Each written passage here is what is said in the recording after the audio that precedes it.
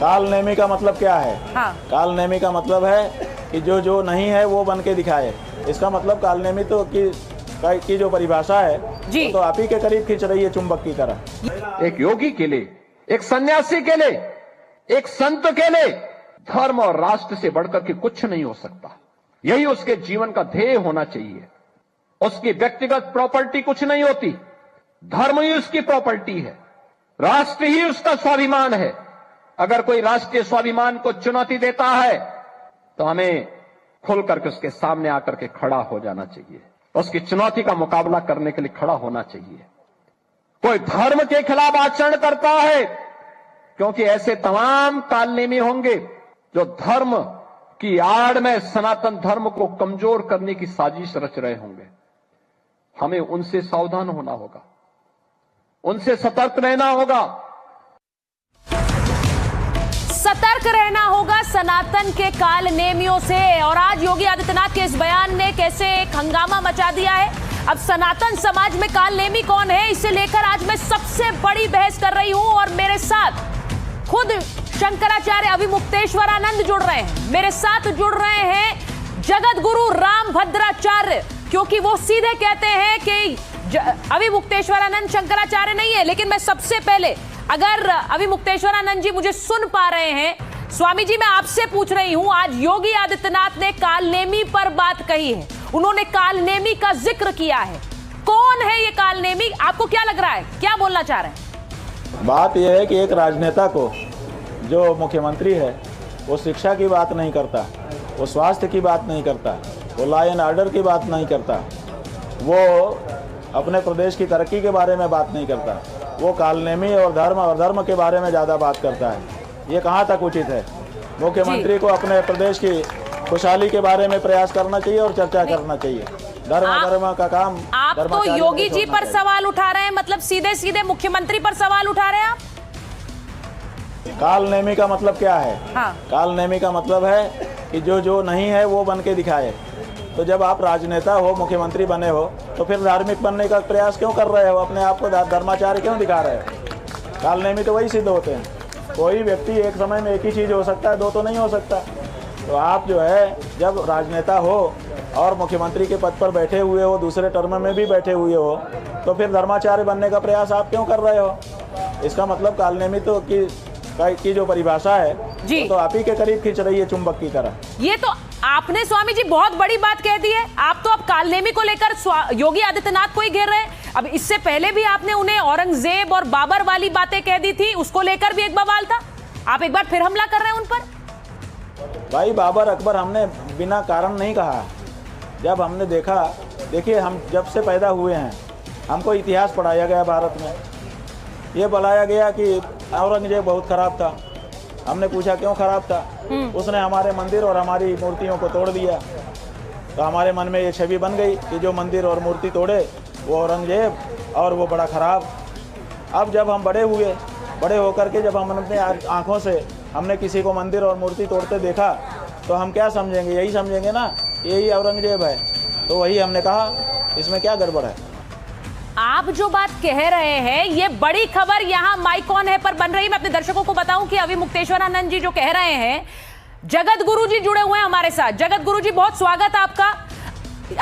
मैं आपको बताऊं कि अभिमुक्तेश्वरानंद जी सीधे कालनेमी वाला जो बयान योगी आदित्यनाथ ने दिया, उसे लेकर अब योगी आदित्यनाथ को ही घेर रहे हैं, वो मुख्यमंत्री को घेर रहे हैं, सवाल उठा रहे हैं।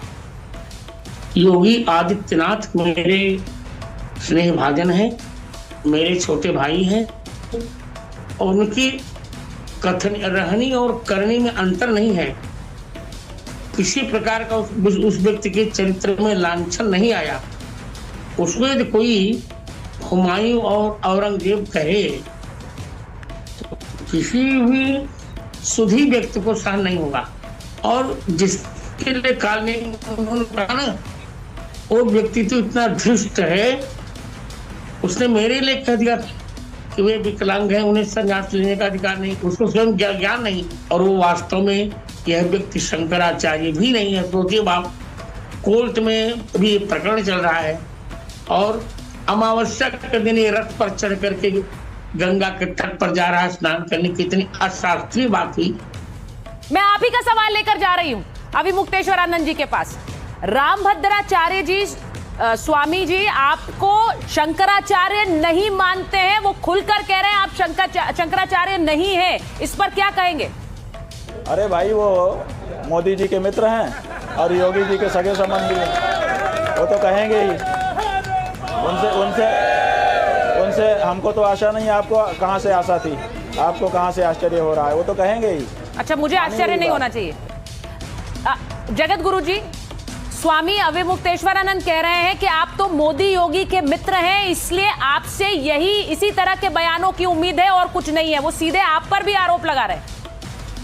नहीं, मैं किसी का मित्र नहीं हूं। जो शास्त्र के विरुद्ध बोलेगा उसके विरुद्ध मैं बोलूंगा, जो शास्त्र के विरुद्ध आचरण करेगा व्यक्ति उसके विरुद्ध मैं बोलूंगा। ये हमको प्रमाण देना कि गंगा स्नान करने के वाहन से जाना चाहिए। ये पहले अपने शंकराचार्यत्व को प्रमाणित करें, कहाँ शंकराचार्य हैं। और तीसरी बात, शंकराचार्य शब्द में कौन सी संधि होगी इसका भी इस व्यक्ति को ज्ञान नहीं। देखिए, मुझे बड़ा आज बात कर रही हूं मैं दो संतों से, और जगत गुरु जी ऐसा लग रहा है कि अब इस पूरे विवाद को लेकर संत बनाम संत हो गया है, संत वर्सेस संत हो गया, और ये बड़ा दुखद है जगत गुरु जी। न, ऐसा नहीं है बच्ची जी। संत वर्सेस संत नहीं हो गया, संत वर्सेस असंत हो गया है। संत से लड़ता ही नहीं, संत शास्त्र के विरुद्ध करता ही नहीं। इन्होंने जो किया है वो शास्त्र के विरुद्ध किया है, मर्यादा के विरुद्ध किया है, इसलिए दिन को दंड मिला है। मैं स्वामी जी से पूछ लेती हूं, अविमुक्तेश्वरानंद जी, वो अब ये बड़ा साफ हो गया है कि दो संत आमने सामने हैं। योगी आदित्यनाथ को क्या आप संत मानते हैं? मैं क्या कहूं कि इसमें एक तीसरे संत भी हैं, लेकिन आप अब उनको सीधे अटैक कर रहे हैं, इसलिए मैं पूछ रही हूं, क्या आप उन्हें संत मानते हैं? योगी जी जब तक गद्दी पर बैठे थे बिल्कुल संत थे, नाथ संप्रदाय के योगी थे। जब से उन्होंने भारतीय जनता पार्टी ज्वाइन करके मुख्यमंत्री पद संभाल लिया, वो मुख्यमंत्री हैं, राजनेता हैं। अब राजनेता भी हैं और संत भी हैं। मुसलमानों में ऐसा होता है कि उनका जो धर्माचार्य होता है वही राजा भी होता है। ऐसा हमारे यहाँ नहीं होता है। हिंदुओं में ऐसा नहीं है। हिंदू में राजा अलग होता है, धर्माचार्य अलग होता है। ये मुसलमानों में होता है। अब ये जो बात स्वामी अविमुक्तेश्वरानंद कह रहे हैं जगत गुरु जी, वो ये कह रहे हैं कि वहां एक अव्यवस्था फैलाई गई और उन्होंने व्यवस्था देखने की जिनकी जिम्मेदारी थी मुख्यमंत्री जी की, उन्होंने वो व्यवस्था नहीं देखी है। तो वो योगी आदित्यनाथ पर ही सवाल उठा रहे हैं। अब व्यवस्था इन्होंने फैलाई, उन्होंने नहीं फैलाई। अच्छा, कोई तो अब आप बताइए, कोई भी मुख्यमंत्री या प्रधानमंत्री या राष्ट्रपति कोई भी हो, कोई अनुमति देगा क्या कि तुम गंगा जी के तट तक अपने वाहन से जाओ? गंगा जी के पास तो पैदल चल के जाना चाहिए ना।